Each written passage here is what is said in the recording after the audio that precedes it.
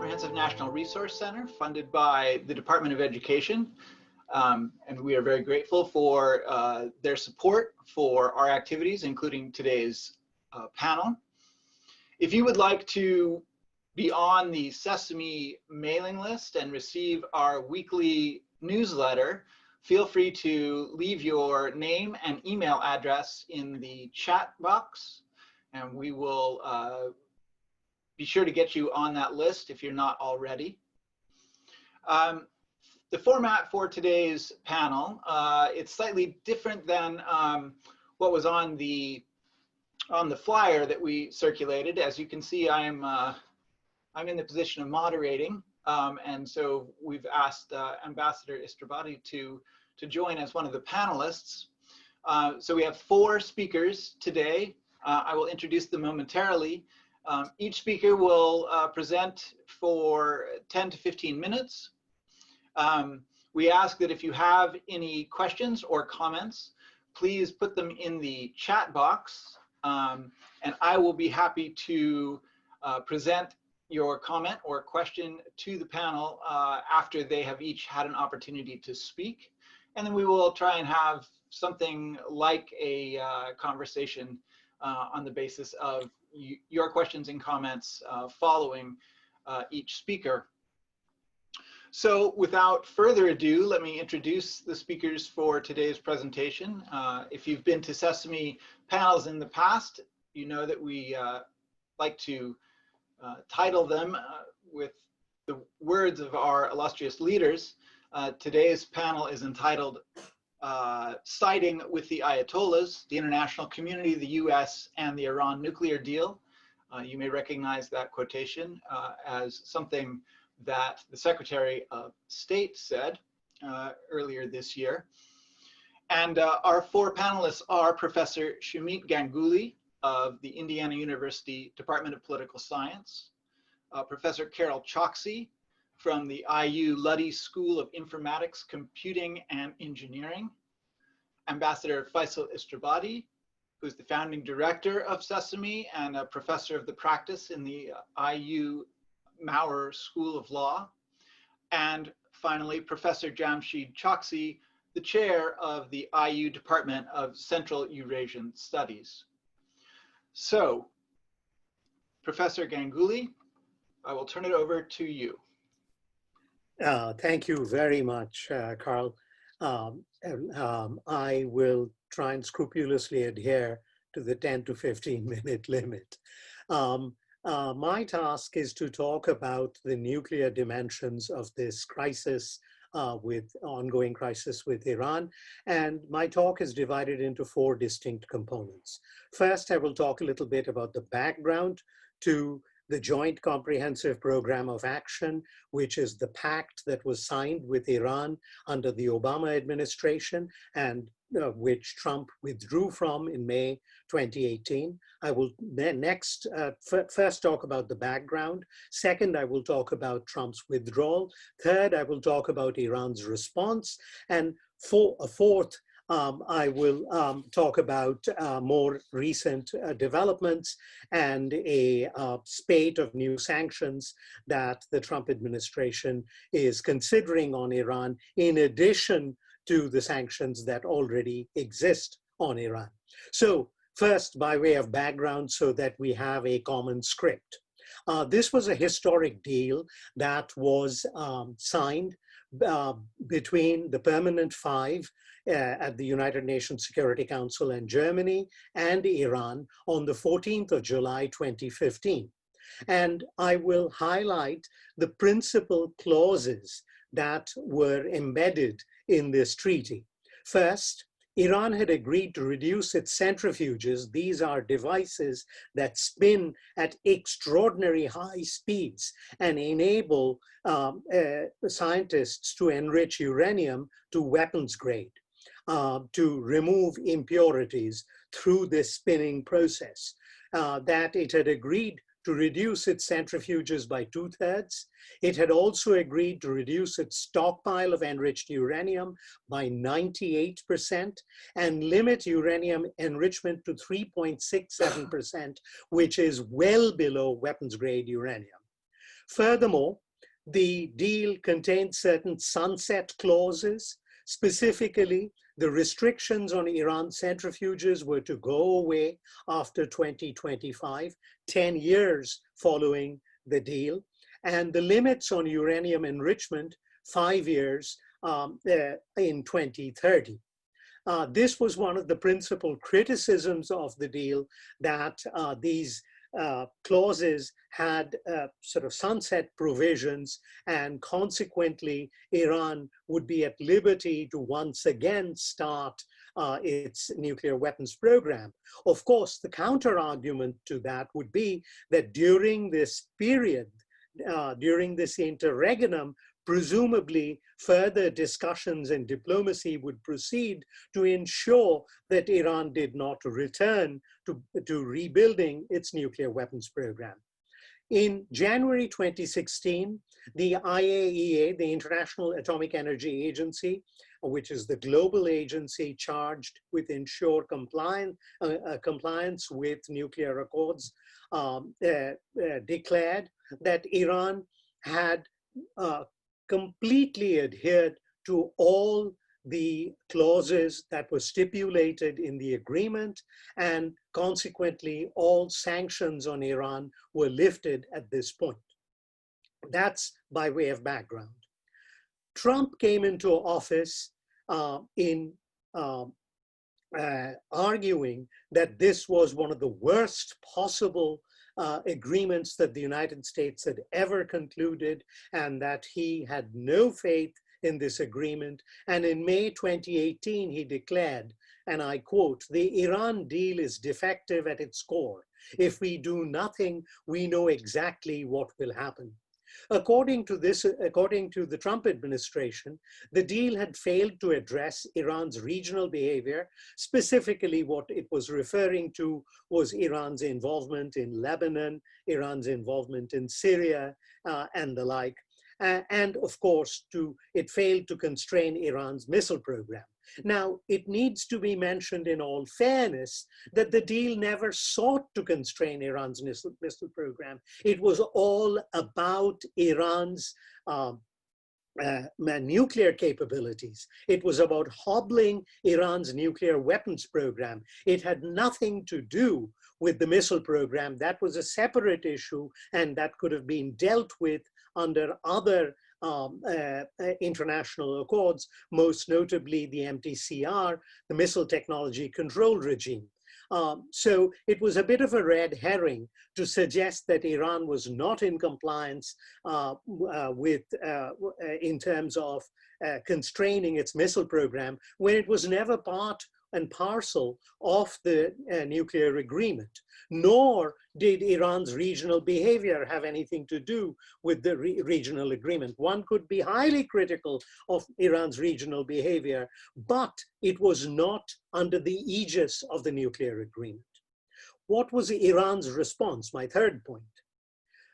For roughly a year after the US withdrawal in May 2018, Iran remained in compliance despite the unilateral American withdrawal, while, by the way, the other parties to the treaty remained with the treaty and did not seek to unravel it. But in July of 2019, Iran announced that it had finally surpassed the deal's cap on how much low-grade uranium it could stockpile. And the stockpile was set at 300 kilograms, and it had breached that stockpile. But mind you, this is still low-grade uranium. This would not enable Iran to acquire nuclear weapons. It also announced that it had breached the deal's limitation on enriched uranium, the 3.67% threshold, but still well below weapons grade. It had only enriched up to 4.5%. So these were very tentative steps on the part of Iran to question the deal, the terms of the deal. Finally, on this particular theme, on Iran's response, In early November of last year, it announced that it was injecting uranium gas into 1,044 centrifuges that had been kept empty under the terms of the deal. So you see an incremental approach on Iran's part, slowly sort of eroding the terms of the deal without fundamentally breaching the accord. This needs to be borne in mind, that despite the American sanctions that had been imposed in May 2018, after Trump withdrew from the deal, Iran for a while still had remained in compliance and subsequently has started to incrementally sort of chip away at the deal. Finally, I turn to the last segment of my talk, namely what has the US done in the recent past and where Iran is headed. One needs to remember that in January 2020 of this year, the United States announced that it had assassinated General Qasem Soleimani, the head of the Iran Revolutionary Guard's Quds Force, in a missile strike in Iraq.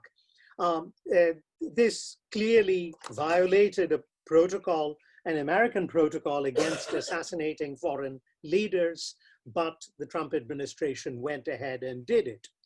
This, of course, infuriated the Iranians, hardly to anyone's surprise, and shortly thereafter, Iran announced that it would no longer comply with the terms of the JCPOA, and ever since then it has been inching forwards, though no blatant breach has occurred as yet. The Trump administration in the past couple of weeks has now sought to impose further sanctions on Iran, including on individuals. So we are steadily heading into an impasse. Much will depend, of course, on the outcome of the November 3rd elections. My suspicion is, though I have no personal knowledge of this, but based upon his background, I suspect that if we have a President Biden, he will attempt to rejuvenate the deal in some fashion, to resurrect the deal in some fashion, to find some common ground with Iran, rather than this policy of continuing to demonize Iran, to marginalize Iran, to intimidate Iran, and to continue down a pathway which to me leads to nothing but a deadly impasse. Thank you.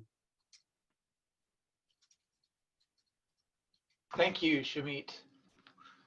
Next on our list is Professor Carol Choksy. Let's see. There we go. Thank you all for being here today. We have a great turnout, and that's wonderful. So I'm going to talk about cyberspace, and I'm not going to give you a tutorial, which sometimes we have to do. What I'm going to talk about is what countries do in cyberspace, what Iran is doing, their weaknesses in cyberspace, and where I think their activities may be going, or at least the tenor of their activities.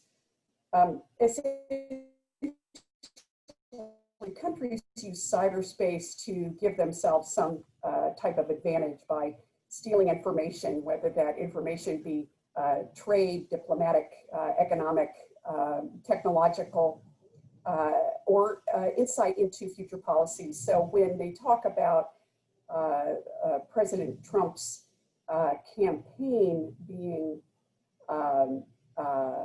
attacked, what they're saying is, what the Iranians are really looking for is insight into potential future policies.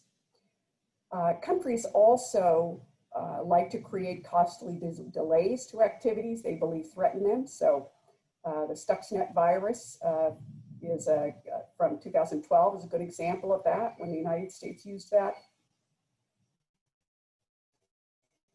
Countries also surveil or get personal information of others in order to leverage the personal lives of relatives or individuals in order to coerce people to act for them. They spy on activists or expats who they believe are a threat to the status quo. They distract or propagandize their own citizens. They also try to deceive or convince decision makers, and decision makers includes the publics of other countries, to take an action that will be detrimental to that other country and to their own advantage. They also use cyber activities to hinder the activities of other industries. So Iran is most famous for attacking Saudi Aramco and wiping all of the hard drives of their computers, which led to a ungodly number of need to replace those, and also government. So Iran, for example, did a ransomware attack on the city of Atlanta to some of their essential services like trash pickup. They also like to spread chaos to other countries by allowing their own citizens to steal money and identities from persons in other countries. Russia is famous for that. And they use cyberspace to finance their own country. So the country most famous for that is North Korea. They have been robbing banks around the world. The reason a lot of different countries can do this is because the cost of entry is so low. Any country can perform these acts against any other country and achieve some type of asymmetrical advantage. The applications to perform many of these acts can be purchased on the dark web and include instructions on how to use them. The skills required are not minimal, but can be attained through internet videos, hacking websites, and through sheer practice. However, cyber is only a tactical tool to assist a country in accomplishing its strategic goals. It is not a strategy. So it's very important to remember that countries have a lot of different tools available to them. This is one of them. There are countries that don't use it in these ways. But remember, it's not a strategy. The other thing is that it's very hard to do long and lasting damage. You can inconvenience someone, but normally what has been done is property damage. There are no international norms or treaties governing cyberspace. Extradition of perpetrators may be impossible because an act performed in one country against another country may be legal in one of those countries. Accurate attribution is possible, but you have to have a lot of time and patience. Iran, to give the bigger picture, is ranked number 4 in cyber threats to the United States, behind Russia, China, and North Korea. They take full advantage of the benefits and bounties of cyberspace, performing every single one of the activities listed above. They've demonstrated in attacking Israeli drinking water facilities, however, that they do not respect the lives of innocent citizens. This is significant. If there are any international norms, it is that innocent citizens are not to be attacked. Russia and China will respect this. It's unclear whether North Korea would or does, but so far we haven't heard of a major attack on other people by North Korea. 3 problems, though, keep Iran from being the number 1 threat. First of all, their internal decision-making and assignment of responsibility for cyberspace activities is unclear. Second, their economy is in shambles. Thirdly, they actually have a lack of disciplined focus on the activities listed above. So to start with the first one, what makes them a confusing threat is the competing and overlapping nature of Iran's internal cyber agencies. They have a Supreme Council of Cyberspace. They have a Cyber Defense Command. The IRGC has a passive defense organization. The Besiege has a cyber defense. The police have FETA. Quds Force has cyber activities, and the MOIS, the Intelligence Ministry, also has cyber activities. As with a lot of activities that Iran does outside of its borders, it's often difficult to tell what has been ordered and sanctioned and what is simply the act of one of these agencies. In addition, Iran, like Russia, like China, uses a large number of subcontractors to perform their work. So for example, there's an Ashiane digital security team, the Mabna Institute, and Ajax security team have all been called out in major activities by the FBI and security agencies. They've been around for about a decade, and they are closely associated with these organizations are closely associated with the government. There are also patriotic hackers, just as China has patriotic actors. But government actors also spy on each other. So the IRGC targeted the Rouhani cabinet and other government officials using cyber surveillance. Having these threat actors dispersed across the government and private industry makes attribution more complex and makes targeting complicated. So if you're trying to, if we want to attack the Internet Research Agency in St. Petersburg, we can attack the Internet Research Agency in Petersburg. It's very difficult to attack Helix Kitten versus Cute Kitten versus Cutting Kitten. So having so many different groups and combinations of groups, it makes it difficult to target. The other thing is it makes it very difficult to predict what they're going to do.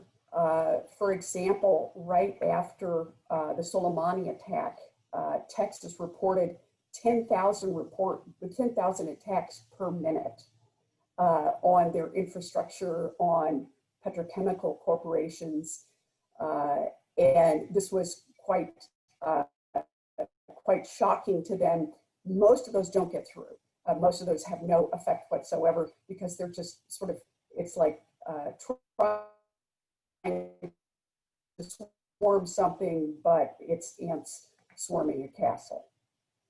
The threat actors in Iran do not use sophisticated tools. Most of what they use can be purchased by anyone on the dark web. Their use of those tools and the combinations of those tools are very sophisticated. They've been able to obtain information by convincing people to click on links, download software, use the software to burrow further into the target's company or agency IT system, find and exfiltrate classified documents. They're particularly good at the aerospace industry. That's one of the things they've been interested in cyberspace, and that actually takes over a lot of espionage activities that were done using human sources in the United States in the 1990s. They use cheap tools to perform hacks to get financial gain. The problem is that not having the financial resources to create their own tools or enhance the tools that they purchase means that they're limited in what they acquire. Russian hackers are generically known for identity theft for financial gain, China for intellectual property theft, and North Korea for cyber bank robberies. Iran is known primarily for having been attacked by the US and Israel and having used, in other words, for lack of defense, and having used a data wiper attack on Saudi Arabia. All of them, though, perform the activities noted above. So all of these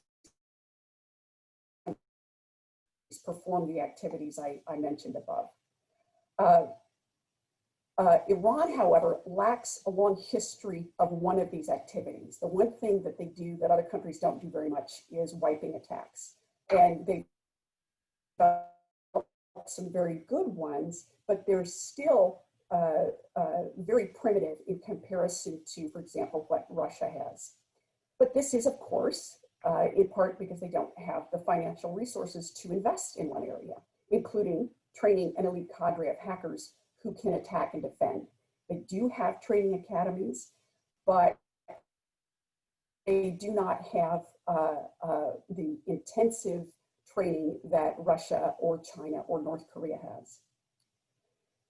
The recent attacks, like the fire at Natanz, that's considered to be sabotage using cyber, and Israel or the United States is suspected of doing this, that there has been no attribution. So the fire at Natanz, the US hack of the transport ship database after shooting down the American drone, the Israeli attack on truck and ship logistics at Bandar Abbas after Iran attacked an Israeli drinking water facility, and the unattributed bank fire and posting of 15 million Iranian credit cards to Telegram did major damage to Iran's cyber defense credibility. So for example, we attack Russia a lot, but you don't see this type of damage in Russia. We attack North Korea a lot. We don't see this kind of missiles. We attack China a lot, but we don't see these kinds of things happening in China. These weaknesses stem from the above mentioned issues, but also from Iran's inability to maintain their critical infrastructure, including hardware and software, as well as their skills. They can't update their skills as easily as other countries can. Because they've demonstrated they're willing to be reckless, that they're willing to attack innocent citizens, these problems, as well as create further infighting among the agencies and make them also potentially more reckless as well. Thanks, Carl. Thank you very much, Carol. Next, Ambassador Istrabadi. Thank you very much. And I just want to thank my colleagues and the audience also for joining us today. So I have sort of four areas that I will be talking about as well. One is to make a couple of sort of general remarks with which I'll begin. I also want to look at the assassination briefly of Qasem Soleimani, which Sumit mentioned, and how that played in the region. I will then look specifically at the sort of interplay between the between Saudi Arabia and the United Arab Emirates on one hand and Iran on the other, and I will conclude with some observations about in particular how the Arab states of the Persian Gulf are responding to the sort of, I don't know if it's quite an escalatory cycle, but in any event, the escalation, at least since the beginning of the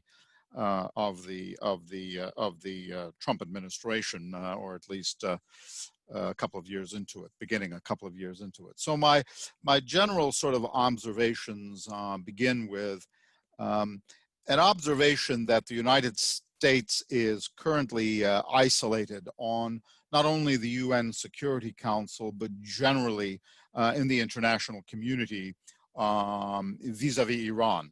Now, that's not true in the region, but it is generally true across the international community taken as a whole. And while, as I said, that may not be true across the region, that is in the Persian Gulf region, nonetheless, the isolation of the United States cannot be seen, I mean, I think is a worrisome thing for the Gulf states. And obviously by that, I mean, not including Iran. And I suspect we'll hear more about some aspects of that isolation from Professor Jamsheed Choksy.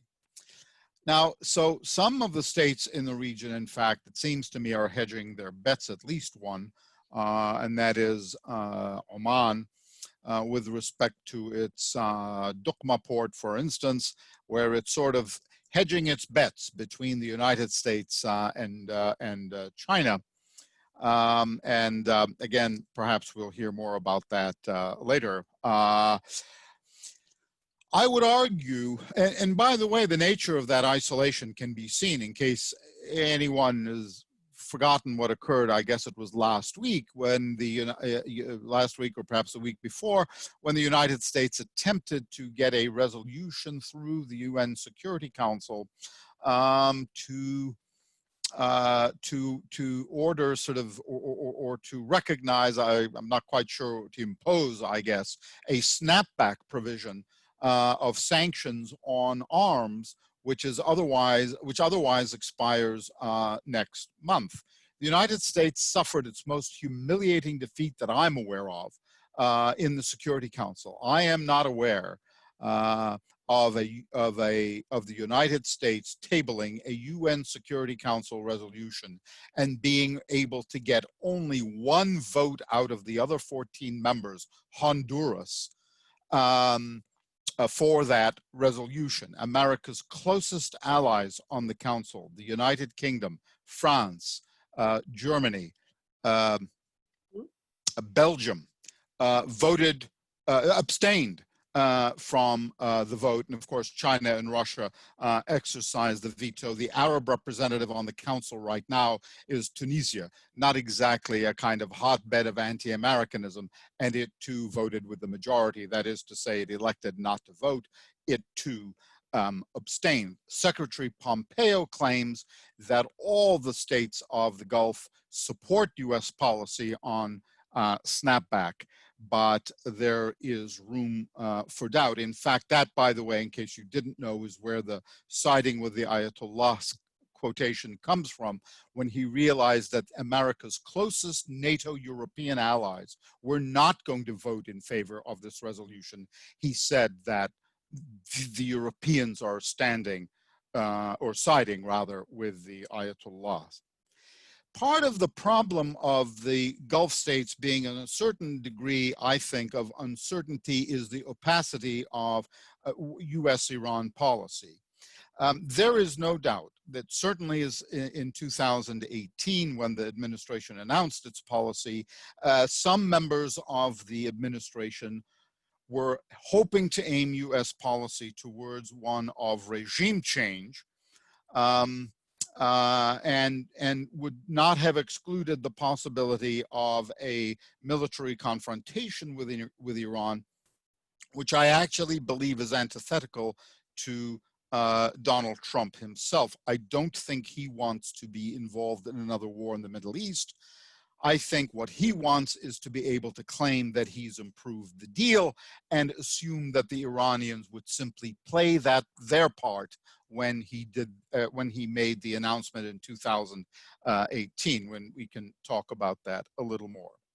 Now, the assassination of Soleimani that Sumit mentioned early this year, that is a very interesting thing, because I think what happened was that as much as some of the Gulf states, in particular Saudi Arabia, Bahrain, and the United Arab Emirates, encouraged a US confrontation with Iran.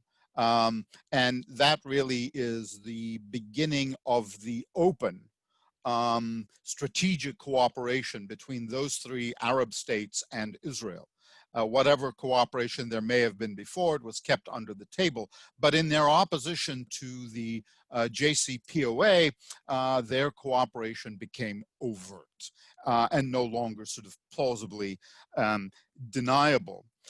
And so while they were advocates of an American confrontation with Iran, and I said, I think a year ago when we convened the same panel, that these Arab states are willing to fight Iran to the last American. When the assassination of Qasem Soleimani took place, I think, to paraphrase Dr. Johnson, it focused their minds wonderfully, because all of a sudden they realized that any escalation by Iran would almost certainly take a form of a retaliatory strike against one of them. the UAE and KSA being the most obvious targets. And the first state in the region to comment was the United Arab Emirates, which sort of was pleading with Iran to de-escalate. They sort of got what they wanted. It's like the Aesop fable. They got what they wanted and realized that this could get out of hand very quickly, although fortunately, while Iran took some steps in retaliation in Baghdad, it did not otherwise escalate. Now, on the other hand, specifically with respect to to Saudi Arabia and the United Arab Emirates, their response overall to the Iran nuclear program has been to seek to create their own nuclear program, something in which the United States has participated. In fact, we are proliferating nuclear technology to these two states as I speak. Obviously, the United States would say it's not proliferating nuclear weapons technology, but we are building we are allowed, participating in their building nuclear power plants, for instance. Well, of course, I'm sure you'll recall the genesis of the Iranian nuclear program under the Shah was the United States Atoms for Peace program. So it looks like history could be repeating itself. What could possibly go wrong? In the meantime, seeing all of this unfolding as the United States is choosing to escalate with Iran, it seems to me almost certain that the Iranian response to all of this is to observe the relative respect with which the president deals with the Democratic Republic, the Democratic People's Republic of Korea, North Korea, and its leader, Kim Jong-un, and may well conclude that the possession of nuclear weapons brings with it a certain respectability and to the regime, and that in any event, strengthening its nuclear program, some of the tentative steps that Sumit talked about may in fact may be the way to go, as opposed to continuing to abide by an agreement that nobody else is abiding by, and that probably makes the regime look weak and susceptible. So where I think the Arab states of the Persian Gulf fall finally is into several categories. First of all, a general category that includes them all without exception, and that is none of them want to see a nuclear armed Iran. Granted. The sort of Saudi Arabia, Bahrain, UAE axis has welcomed the US confrontation with Iran, at least up to, but not including, the assassination of Soleimani. And of course, they, along with Israel, as I mentioned, oppose the agreement. They see Iran as a malign influence in the region, as Sumit talked about. I won't talk about this. I don't want to repeat what he said, but it is in several other countries as well, other than the ones he mentioned, including, of course, Iraq and Yemen. I think these countries fear the election of Joe Biden as possibly including a sort of turning the policy back. I can't exactly say a rapprochement with Iran, but perhaps a de-escalation is the better term. And I actually think that fact explains to at least a certain degree the Bahrain, Israel, UAE agreement that was announced recently as a kind of an effort to bolster Donald Trump's bona fides ahead of the 3rd of November. I mean, in terms of timing, I don't mean in terms of the strategic cooperation, which, as I said, has gone on for years, but in terms of the timing of that announcement, I think may well have to do with the November 3rd. Kuwait and Oman are maintaining an absolute strict neutrality, and have even used some good offices to try to at least resolve regional tensions if not the nuclear deal itself, at least the regional tensions that are sort of on the margin of the nuclear agreement, to no apparent success, although there is, as we speak, some new diplomatic efforts underway with Qatar, given the dispute that arose very quickly in the Trump administration between the three states I keep mentioning on the one hand and Qatar on the other, and Kuwait and Oman sort of in the middle. Qatar, of course, maintains a fairly decent strict neutrality on the larger issues, on the larger regional issues between Iran and other states. Let's remember that it shares the world's largest non-associated gas field with Iran, and so must maintain decent relations with Iran. And I'll close with very quick comment about Iraq, and that is that Iraq in the 1970s and 80s occupied a almost unique, I won't say unique, but almost unique position, particularly after the 1980 Iran-Iraq War, in which Iraq was sort of simultaneously allied with the Soviet Union very publicly, but also in fact, de facto sort of allied with the United States. That was one of Saddam Hussein's very few, but nonetheless clear diplomatic victories.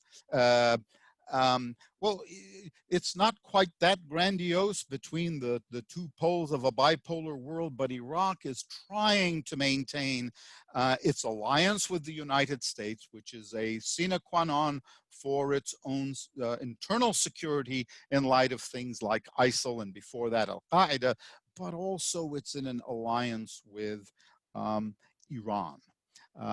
Indeed, the influence of Iran is probably could be the topic of its own panel. So Iraq is in this position, understanding that any further escalation between the United States and Iran, as occurred with Soleimani. Shumid, of course, is right that Qasem Soleimani was assassinated in Baghdad. Assassinated with him was a senior Iraqi general who was in the car with Soleimani. Soleimani having just touched down in Baghdad. So Baghdad's policy is to the extent that it can, to just stay out of everybody's way and keep a low profile. And with that, I will stop. Thank you. Thank you very much, Feisal. Before we turn to our last speaker, I'll just remind everyone that if you would like to leave a comment or ask a question, feel free to use the chat box feature, and we will get to those comments and questions following our final speaker, Professor Jamsheed Choksy. Thank you, Carl.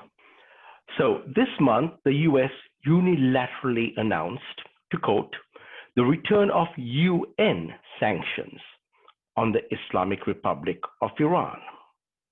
Washington also instructed the world that, again to quote, the United States expects all UN member states to fully comply with their obligations to implement these measures. The Russian Foreign Ministry responded promptly. To quote, our cooperation with Iran is multifaceted. Another executive order from US President Trump will not change our approach.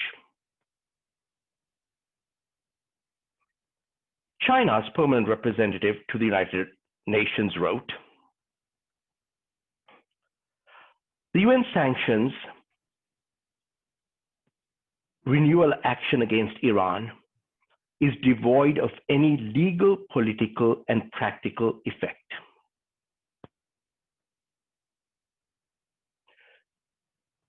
Russia's foreign minister boasted after the US announcement that, to quote, there is no such thing as an arms embargo against Iran, and there will be no limitations whatsoever. So the Iranian regime continues its arms purchases from Russia. The Islamic Revolutionary Guard Corps and Russian troops and auxiliaries continue to work in tandem within the Syrian combat arena and at Syrian airports and seaports. In one of many joint actions, Iranian troops have joined Russian, Chinese, and affiliated forces this month for the Caucasus 2020 Strategic Operational Exercise.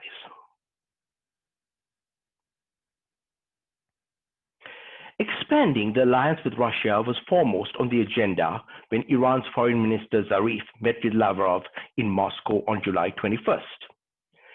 Tehran seeks to upgrade the December 2001 treaty on the basis of mutual relations and the principles of cooperation between the Islamic Republic of Iran and the Russian Federation. Quite a mouthful for a treaty. Now, Iran and China are also entering into a 25-year agreement, which builds upon other ongoing collaborations.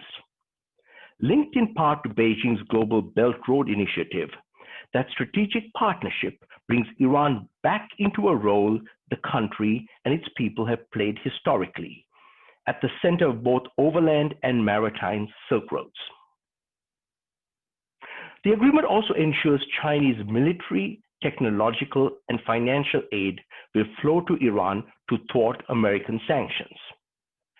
Chabahar, Iran's principal port on the Indian Ocean, which ensures Tehran can bypass the Strait of Hormuz choke point, is being developed by the People's Republic. Phase 2 of Chabahar's airport expansion will also be underwritten by Chinese financing. Chinese corporations would have access to Kish Island and its free trade zone within the Persian Gulf.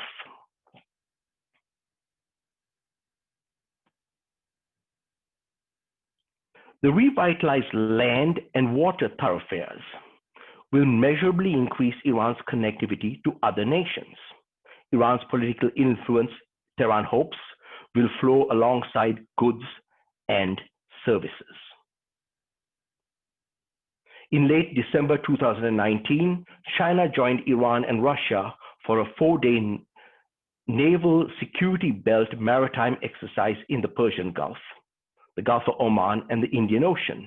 So in waters so far controlled by the US Navy's Fifth Fleet. The Iranian government has been periodically rocked with populist unrest triggered by rigged elections, economic woes, and social restrictions. Separatist movements are active along Iran's borders and in Iran's border provinces. China has extensive domestic surveillance. Partnership with the People's Republic is expected to expand the Iranian government's internal intrusive reach by linking databases of citizens' vital records with their digital footprints through Chinese algorithmic surveillance technology. In addition, Iran's so-called halal intranet is due to be upgraded with technology from China's Great Firewall. China is breaking ground on a regional eavesdropping post at Chabahar as well. An eavesdropping post, a surveillance post expected to have a range of around 3,000 miles. So essentially reaching to Southern Europe, across the Middle East, across South Asia as well. Critical information which the People's Republic gathers there will likely be shared with Tehran, when so doing benefits Beijing.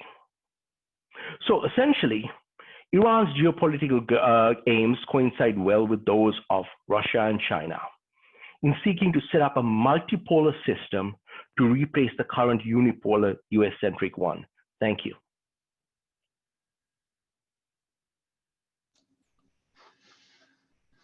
Well, thank you very much, Jamsheed, and everyone else. As I said before, please address your comments and questions in the chat box, and I will do my best to relay them to our panelists.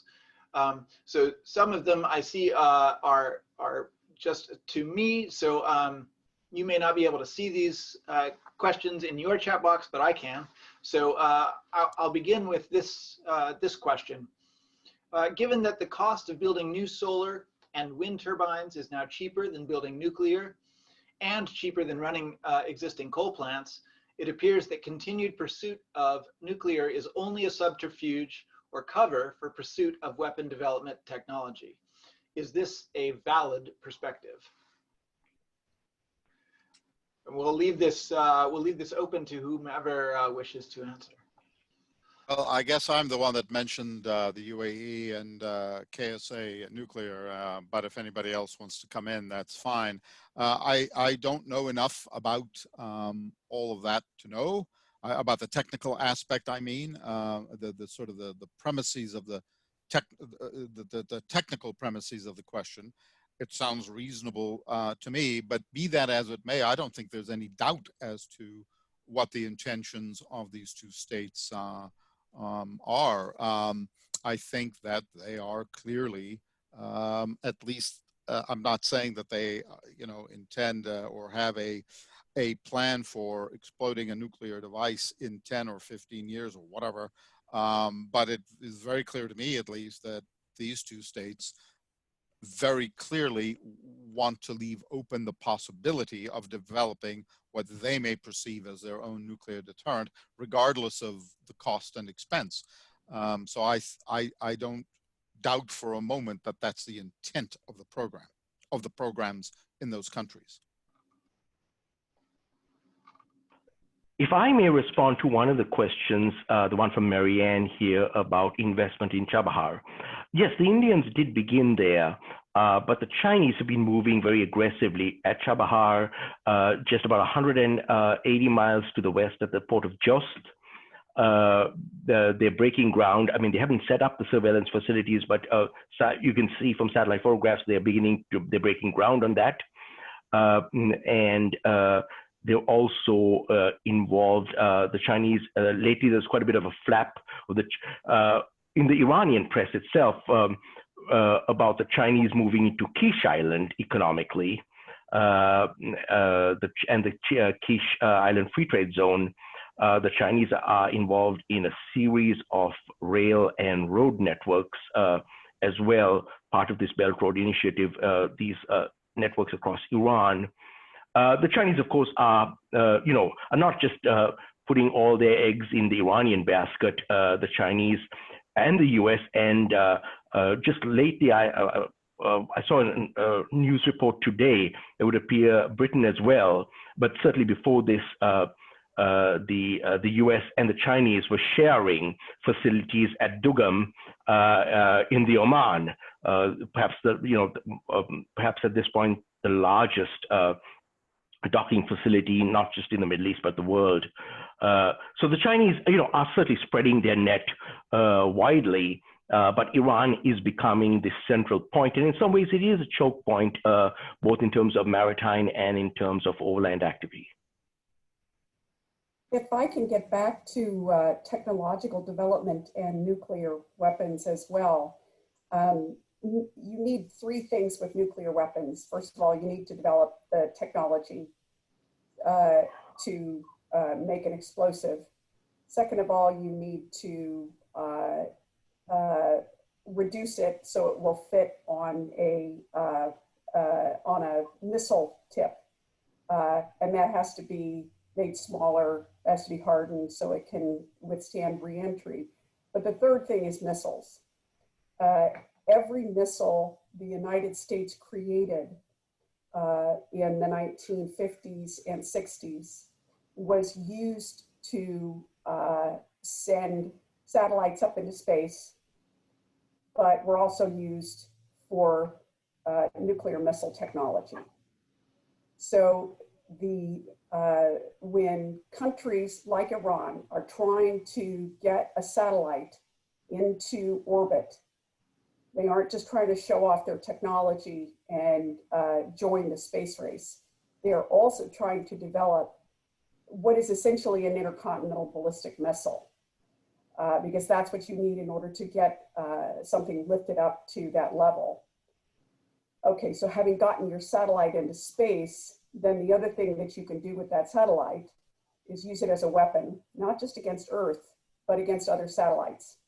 So there are a lot of moving parts there in the nuclear arsenal that you try to develop. And they are well on their way to definitely having the intercontinental ballistic missile, even if they don't have the nuclear warhead just yet. Here's a question, theory meets practice. Certain theories of international relations predict that weaker, in quotation marks, nations will ally together against the perceived threat of a stronger nation. If so, why has Iran not made a greater effort to ally itself with other powers who view the US as a threat? Why is there no NATO of the Middle East? I can take that, Carl, if you like. Please, yes. There is no NATO in the Middle East. Let me answer that first. Principally because there is no common threat that all states face. NATO was created in 1949 because there was an existential threat to Western Europe from the Soviet Union. And the US also wanted to stabilize Western Europe and avoid another Franco-German conflict. You don't have similar circumstances in the Middle East. No group of countries faces an existential threat from an overarching power. And also Iran has sought allies. We just heard the discussion about the extensive ties it has with Russia and China, both of whom are antithetical to the United States. And not surprisingly, Iran has very close relations with both of them and is relying on both countries to get its chestnuts out of the fire. Yeah, in fact, if I may just piggyback on what Sumit said, I agree with what you said. In fact, one of the diplomatic initiatives just this past week was dangling the possibility to Qatar of making it a, what's the designation, Sumit? Something about a non-NATO ally? Yeah. You know, which is sort of not a NATO ally, but in that next circle of very close allies of the United States. And I'm not certain, but there may be other states in the region that have that designation, but certainly it's being dangled to Qatar right now. I would like to just piggyback also on what Carol said a moment ago, and that is that it's true Iran has has developed that missile capability through its satellite launches, but of course Saudi Arabia and the UAE are developing the same technologies. So I mean, you could see you could see an arms race in the Middle East, and you know what could possibly go wrong if 1, 2, 3, or more states become nuclear powers. Yeah, I mean, indeed. And about this ally status, near NATO ally status, yeah, if I were the Qataris, I'd look upon it skeptically, because if I remember correctly, I think there are 2 other Gulf states that the US has already granted that to. Bahrain and Kuwait, or either the UAE and Kuwait, you know, one of those. Interestingly, not to Saudi Arabia, but to 2 of the other states. So right now, they're probably offering it to Qatar to sort of get Qatar to move out of the Iranian orbit. But if they wanted that, and they want that to happen, they have to be able to convince the Qataris that the Saudis are now going to eventually pounce on the Qataris and suck them in like the Saudis did with Bahrain. So I mean, one would think that Qatar would probably still maintain some sort of an alliance with Iran. And also it needs to, because the 2 share not just commercial ties, but they also share a massive gas field under the Persian Gulf. There was another question asked about Iran displaying the same methods against its dissidents in the USA as China has. And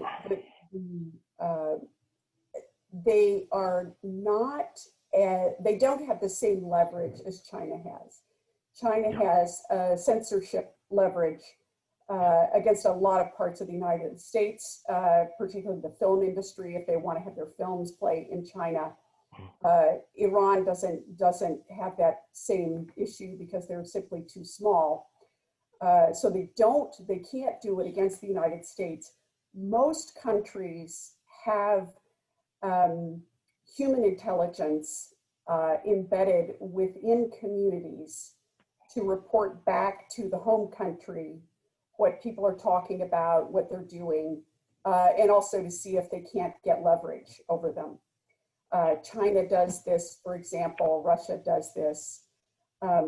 What is happening in terms of dissidents is that Iran has not hesitated to assassinate dissidents outside of Iran, which quiets them. And I think Jamsheed can speak about that more than I can. If we're talking about surveillance, they don't have the capacity, they don't have the technology to surveil people outside of Iran as well as China can surveil their people outside, or Chinese and Chinese nationals, as well as people whose heritage is Chinese. They don't have the same capacity to do that. They're trying to get Chinese surveillance software inside of Iran in order to surveil their citizens inside Iran, and they certainly do surveil minorities, both ethnic and religious. And then but China's methods require lots and lots and lots of people because they have more people than they do resources. Iran has more resources than it does people.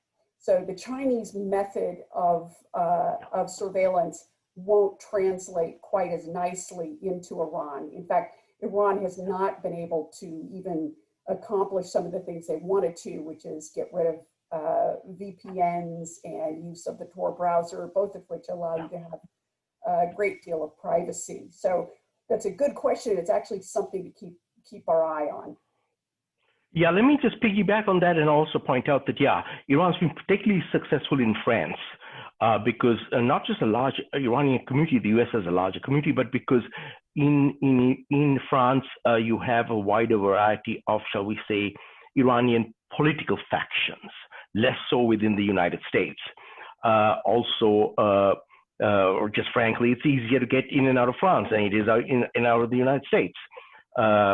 When the Iranians have attempted such maneuvers in the US, they've essentially failed. There was a postal bomb they tried that detonated in the mailbox of the commander of the US vessel that shot down the Iranian commercial aircraft, but there were no casualties.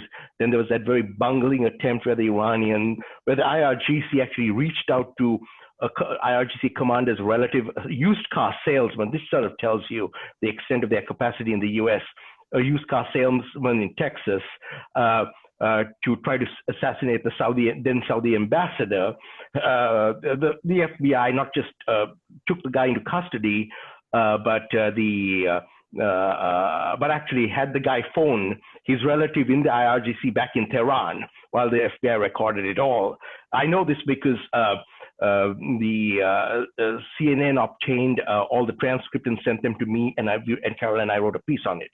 So yeah, the US is, the US is far more secure in that aspect in terms of attacks on individuals from Iran, less so in terms of the Chinese being able to penetrate into the US. Just briefly, Benjamin would like to know if he could get a link to that CNN article. Sure. I mean, even if I put it up, you can just Google Iran, Saudi Arabia, assassination, Choksy. It should come up. You could.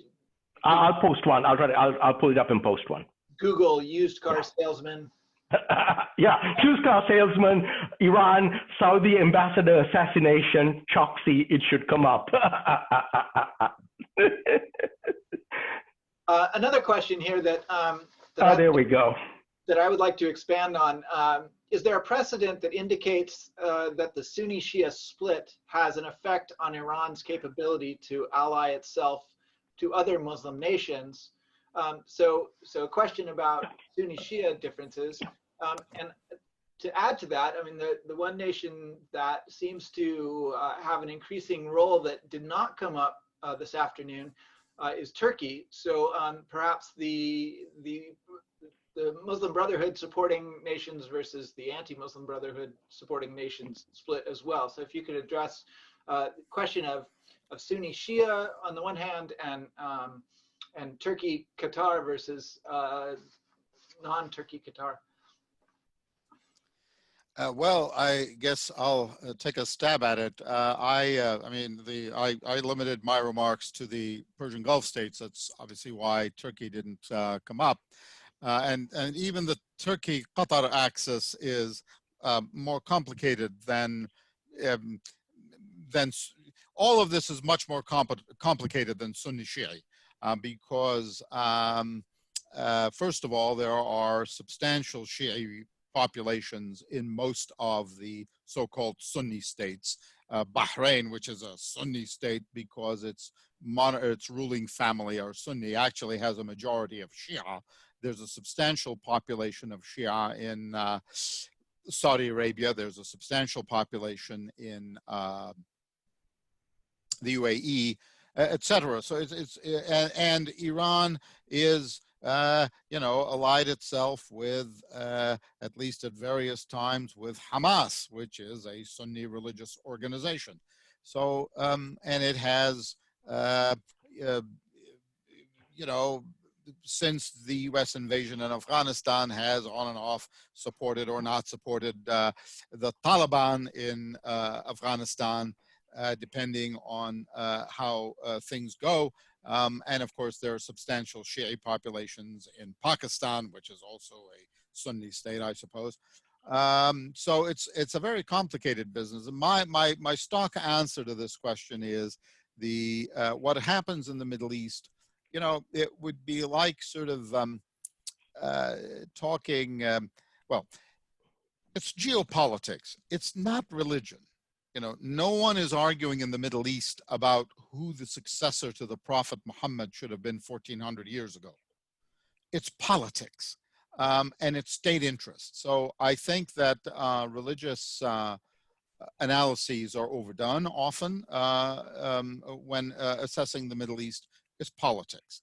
As for Turkey, that's a difficult question to answer because if you're lumping it with the Muslim Brotherhood supporting states, it actually isn't. There are actually tensions between the Muslim Brotherhood and the AKP, which governs in Turkey. The Muslim Brotherhood doesn't actually regard the AKP as a true Islamist organization because it's first and foremost a nationalist a Turkish nationalist organization. So the whole business is, I think if we analyze it in terms of religion, I think we end up pulling out our hair.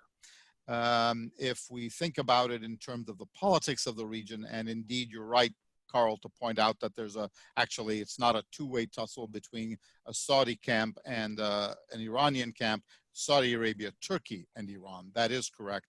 But and Turkey played a role in the tussle between KSA, UAE, and Bahrain and Qatar. But it doesn't seem to be playing a role in the tussle between whoever and Iran on the JCPOA. I don't know, Sumit, do you see it differently? No, I don't. I happen to agree with your analysis on this matter. Okay, regarding the assassination of Soleimani, while some state that this violated US law and precedent, others state that it has will have a significant deterrent effect in the region. What are your thoughts on this? Since I brought it up, I'll take a first crack at it. And obviously my colleagues can weigh in as they see fit. On the assassination of Soleimani, it clearly violated American law, but when has that stopped the Trump administration? It has not shown the greatest concern about adhering to international agreements and domestic law. As it sees fit, it acts, and so it did. In terms of having a so clearly it did violate precedent and law. That is incontrovertible, I would argue. In terms of whether or not it has a deterrent effect, we just have to wait and see. I just heard Jawad Zarif the other day on a Zoom call, and he sounded fairly defiant. Now, obviously, that was intended for an audience, and primarily an American audience. So I'm not entirely surprised that he sounded defiant. But one could argue that instead of having a deterrent effect, it could actually stiffen the resolve of the Iranians. But I think the jury is out on the matter. Let me just jump in and say that I agree with Sumit that yes, it stiffens the resolve of the Iranians. But for, I think, the purpose of the United States action was to show, as Sumit pointed out also, that it can strike whenever and wherever it wants, whether legal or illegal being irrelevant from the US perspective. What it did accomplish was it sure did send a tremendous scare through the Iranian regime, through the Iranian leadership, because it made it very clear that no one in the leadership is off limits as far as the US is concerned. But what assassinating Soleimani also did is it took out a tremendous network of personal contacts that he had developed in the region. And none of the other IRGC generals could match that. They still can't. And so Soleimani had his personal networks. He also had a charisma of sort of, the sort of term used for him in particular more than any other IRGC general was Haji Soleimani. Not that he was going to Mecca, but that he was going on religious duty from place to place on behalf of Iran and Iranian causes. So that was effective. Now, of course, individuals are always replaceable. Iran will move on from it.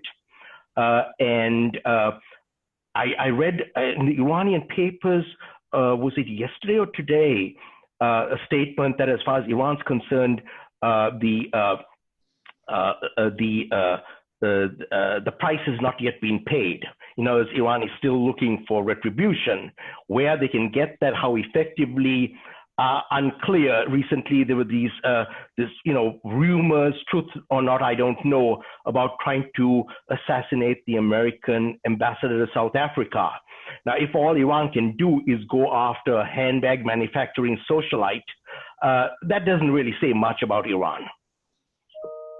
Can I get in on this? I don't disagree with anything that's been said by my colleagues, but except that I wonder about the message, because who doubted that the United States could have assassinated Soleimani? He was traveling on commercial aircraft.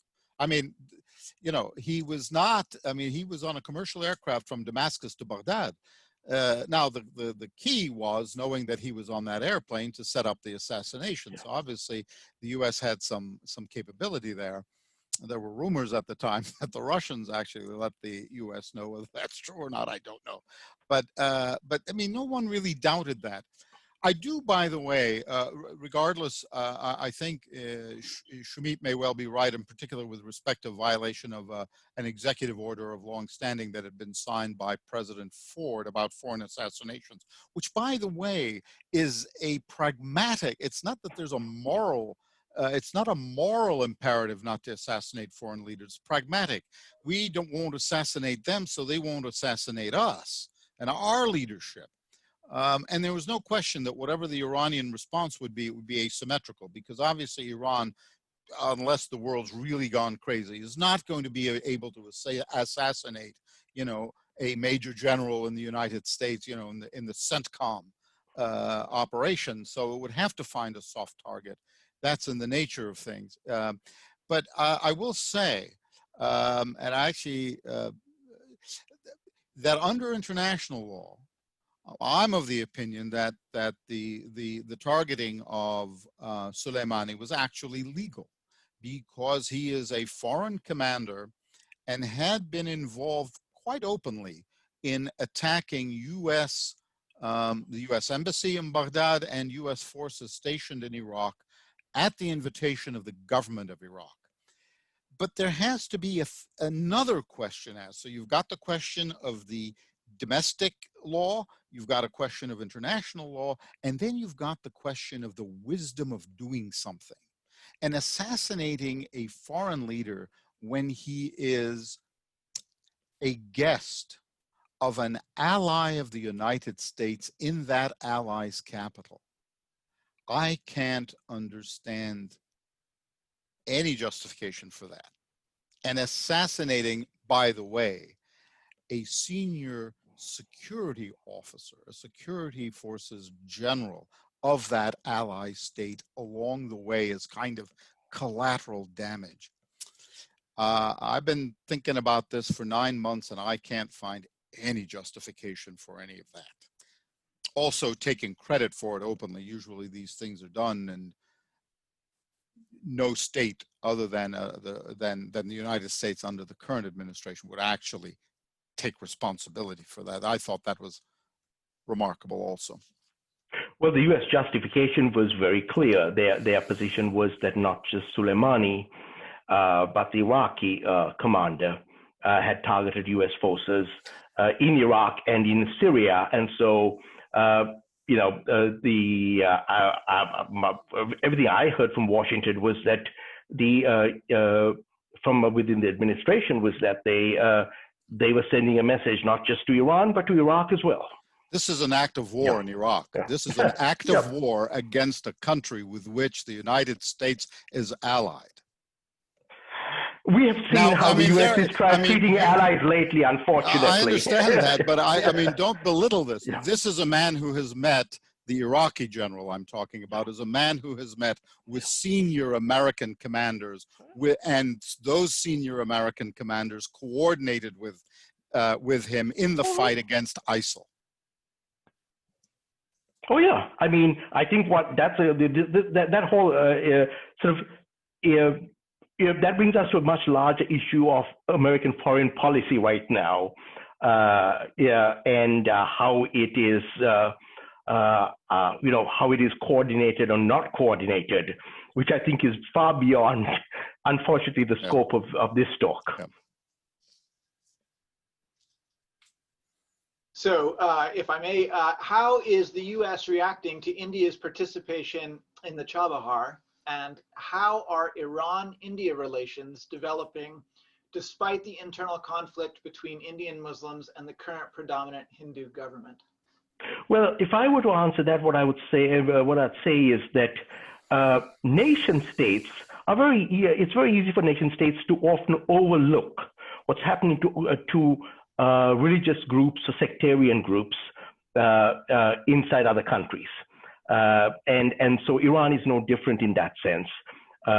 When it is in their in their interest to raise an issue, they do. When it's not, they don't. Iran is also certainly trying to balance China, Russia, and India. It needs to. Let's face it. China and India are both major purchasers purchasers of Iranian crude. So it needs to have Iran around. From the U.S. perspective, having India in the region may help somewhat balance the Chinese presence. But Sumit may or may not agree. But I don't think that India is still,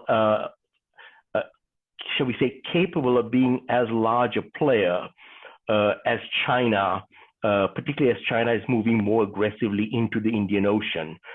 China has just been snapping up these ports, whether it is in Myanmar, Burma, whether it is in Sri Lanka, and I know that bothers India a great deal. We have one of the country's leading experts on India, of course, on the panel, and that's that's it. Please, Sumit.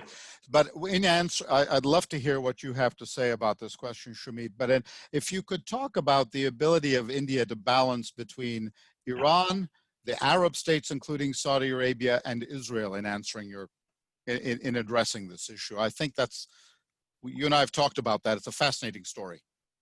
Yes, it is indeed a fascinating story, and thank you for this opportunity.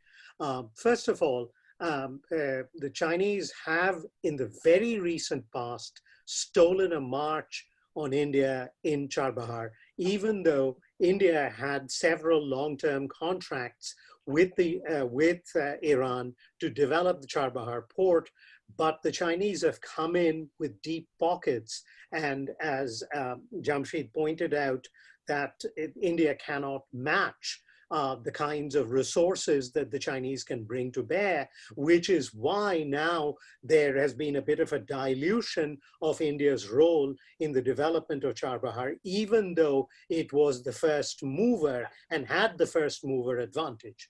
To answer the question directly about how the United States has viewed this, this is clearly a triumph of Indian diplomacy because it managed to persuade the United States to allow it to continue its role in Charbahar, primarily because it then enables India to have a land bridge into Afghanistan. And even though the US, starting with the Obama administration, followed up by Trump, insisted that India dramatically reduce the amount of petroleum it acquires from Iran, which in fact required India to change certain refineries that it had built on its west coast because of the molecular structure of oil that it was obtaining from Iran, which is different from the crude it gets from Saudi Arabia and elsewhere. So at considerable cost, India reduced its dependence to practically naught on Iran, much to Iran's chagrin on this issue. But to answer Faisal's question directly, India has been extraordinarily deft in terms of maintaining a strong security partnership with Israel, which this current government has deepened. It has maintained good relations with Iran, with Saudi Arabia and the Gulf states. This is a testament to Indian diplomacy, and this has transcended governments in India. Despite governmental change, the policy has been remarkably robust and able. In the very recent past, because of domestic developments in India, there has been a little bit of heartburn between some of the Gulf states and India on the issue of the treatment of India's vast Muslim community, which is widely believed to be the second largest in the world. And but even this, the Indians have been able to paper over, while I have written quite critically about India's domestic policies and how it had begun to impact on India's relations with Saudi Arabia and the Gulf. And I'll be happy to post that link from Foreign Policy. And Sumit, to follow up on that, another question is, why does China want Chabahar when they're developing Gwadar in Pakistan? Or is it that Iran needs China more than India?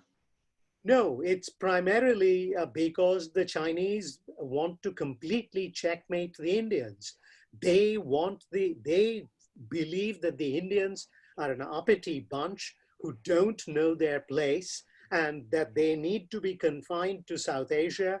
And so as an analyst, an American analyst some years ago talked about a string of pearls that China is developing, and some people dismissed it. I did not. I believe that there is a concerted Chinese strategy to hobble India and limit its capabilities to South Asia, and even then to undermine India's relations with its neighbors. And unfortunately, the present government has helped matters and played into the hands of the Chinese through their maladroit treatment of their weaker and smaller neighbors.